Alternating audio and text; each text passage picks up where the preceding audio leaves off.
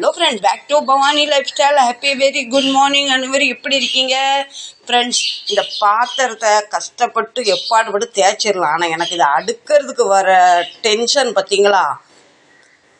தேய்க்கிறது ஒரு பாடுனா இதை அடுக்கிறது அதுக்கு மேலே ஒரு பாடு. என்கிட்ட இடம் பத்தாதனால ஃபஸ்ட்டு எங்கள் வீட்டில் பெரிய ஸ்டாண்ட் இருந்தது. பின்ன இந்த வீட்டுக்கு வந்தோடனே இந்த பக்கம் ஃப்ரிட்ஜு, இந்த பக்கம் இந்த இடம் இவ்வளவுதான். இதுக்காக நாங்கள் அதை பழசை ஒருத்தவங்களுக்கு கொடுத்துட்டோம். பின்ன அது சின்னது வாங்கணும். எனக்கு இப்போ இவ்வளோ இடத்துக்குள்ளே நம்ம இவ்வளோ பாத்திரத்தையும் அடுக்கணும். இட்லி குண்டாலேருந்து ஆரம்பிக்கலாமா? சோத்த பொங்கு பாத்திரத்தை தேய், சோத்த பொங்கு பாத்திரத்தை தேய், இதுலேயே நமக்கு பாதி நாள் பெய்யுது. பின்ன மீதி நாள் நம்ம என்னத்தை சாதிக்க போவோம்? இந்தான்னு விடிஞ்சிருது நாள்.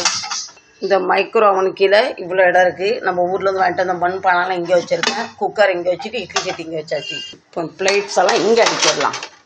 நம்மளோட கிச்சன் எவ்வளோ சின்னதாக இருந்தாலும் நம்ம செட் பண்ணுறதுல தான் அந்த அழகே இருக்குது.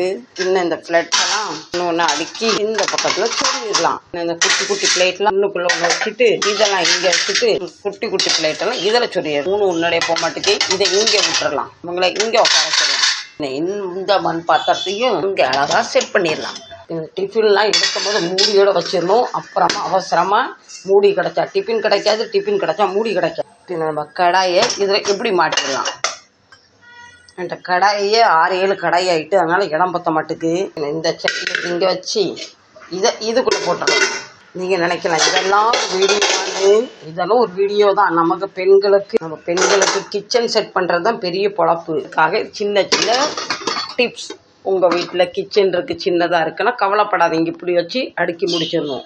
பின்ன நம்ம ஸ்பூனை இந்த ஸ்மைலி இருக்கா பார்த்தீங்களா, இவா வாயில் இப்படி சொல்லி விட்டுறணும். அழகாக அவ்வளோ உட்காந்துருவா. கத்திரிலாம் இங்கே வச்சிடணும். பின் நம்ம கரண்டி ஐட்டத்தில் இப்படி சொல்லி விட்டுறணும்.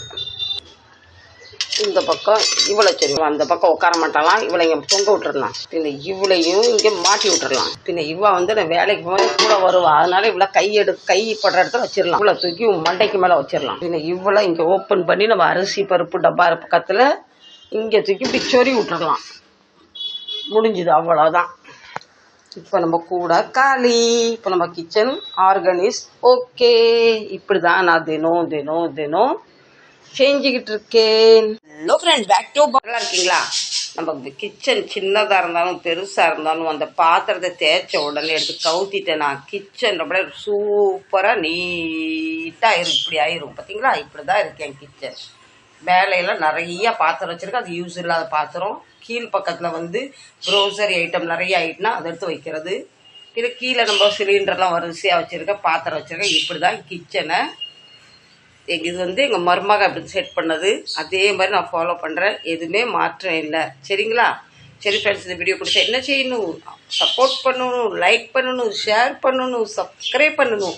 மீண்டும் இதே போல் ஒரு ஆர்கானிக் கிச்சனில் உங்களை நான் சந்திக்கிறேன். Ta-ta bye bye, love you. Support பண்ணுங்கள்.